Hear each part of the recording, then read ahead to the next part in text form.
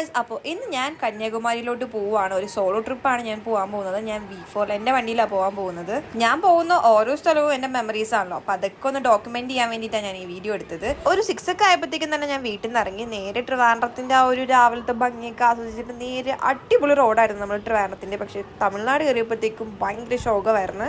പക്ഷേ അവിടുത്തെ വ്യൂസ് ഒക്കെ ഒന്നും പറയാനില്ല, അടിപൊളിയായിരുന്നു രാവിലെ ഈ കാണാൻ വേണ്ടിയിട്ട്. ഒരൊറ്റ ബ്രേക്ക് എടുക്കാൻ വേണ്ടി ഞാൻ നാഗർകോവിൽ മാത്രമേ നിർത്തിയിട്ടുണ്ടായുള്ളൂ. പിന്നെ സ്ട്രെയിറ്റ് ഞാൻ കന്യാകുമാരിയിലോട്ട് പോയി. ഒരു 7:30 7:45 ഒക്കെ ആയപ്പോഴത്തേക്കും തന്നെ ഞാൻ കന്യാകുമാരിയിൽ എത്തിയിട്ടുണ്ടായിരുന്നു. പക്ഷെ നമ്മുടെ റോഡ് അടിപൊളിയായിരുന്നു. പക്ഷെ തമിഴ്നാട് എത്തിയപ്പോഴത്തേക്കും ഭയങ്കര വണ്ടികളായിരുന്നു. പിന്നെ വലിയ വലിയ വണ്ടികളായിരുന്നു കൂടുതലുള്ളത്. പിന്നെ ചെറിയ ചെറിയ വണ്ടികൾ, നല്ല തിരക്കുണ്ടായിരുന്നു. അങ്ങനെ ഞാൻ കന്യാകുമാരി ബീച്ച് എത്തി. ആക്ച്വലി 2 എൻട്രൻസ് ആണ് ഉള്ളത്.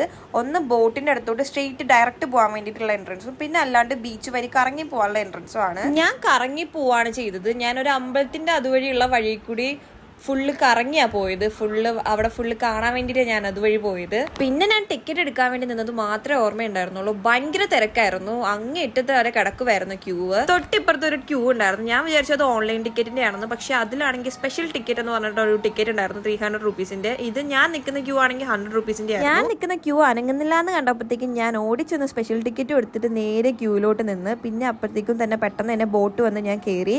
സൈഡ് സീറ്റ് തന്നെ കിട്ടിയിട്ടുണ്ടായിരുന്നു. സൈഡ് സീറ്റ് ഞാൻ അടുത്തിരുന്ന അപ്പാപ്പന്റെ അടുത്ത് ചോദിച്ചിട്ടാണ് മേടിച്ചത്. ബോട്ടിൽ ഒരു 5 മിനിറ്റ്സ് ഇരുന്നപ്പോഴത്തേക്കും തന്നെ വിവേകാനന്ദ പാറ എത്തി.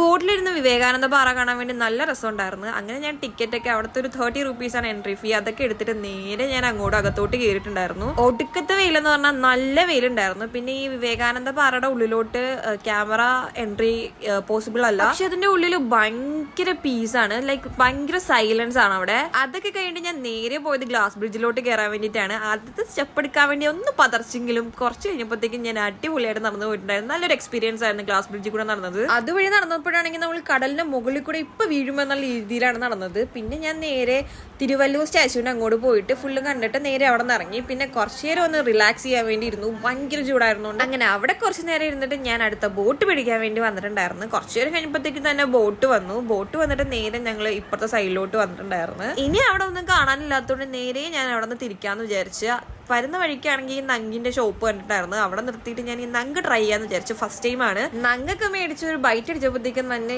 നല്ല കയ്പും പിന്നെ ഒരു സ്വീറ്റ് ടേസ്റ്റും കൂടെ ആയിരുന്നു. അവിടെ നിന്ന് നേരെ ഇറങ്ങിയിട്ട് നേരെ നാഗർകോവിലോട്ട് പോയി. വീട്ടിൽ നിന്ന് ഇറങ്ങിയപ്പോഴത്തേക്കും തന്നെ അമ്മയും പറഞ്ഞിട്ടുണ്ടായിരുന്നു പുളിയും കരിപ്പോട്ടിയും മേടിക്കണമെന്ന്. ആ കടയിൽ കയറിയപ്പോഴത്തേക്കാണെന്നും മലയാളിയാന്ന് വിചാരിച്ചപ്പോഴത്തേക്കും ഭയങ്കര സ്നേഹമായിരുന്നു. പിന്നെ ചോക്ലേറ്റ്സ് ഒക്കെ തന്നിട്ടുണ്ടായിരുന്നു. പിന്നെ വീട്ടിലേക്ക് കുറച്ച് സ്വീറ്റ്സും മേടിച്ചിട്ടുണ്ടായിരുന്നു. പിന്നെ വേറെ എവിടെയും നിർത്തിയില്ല. സ്ട്രെയിറ്റ് ഞാൻ കോവളത്തോട്ടാണ് പോയത്. ഞാൻ ഇതുവരെ കോവളത്ത് പോയിട്ടില്ല, വീടിന്റെ അടുത്ത് കിടന്നിട്ട്. അത് കഴിഞ്ഞാൽ നേരെ വീട്ടിലോട്ട്. അപ്പൊ ഓക്കെ, ബൈ.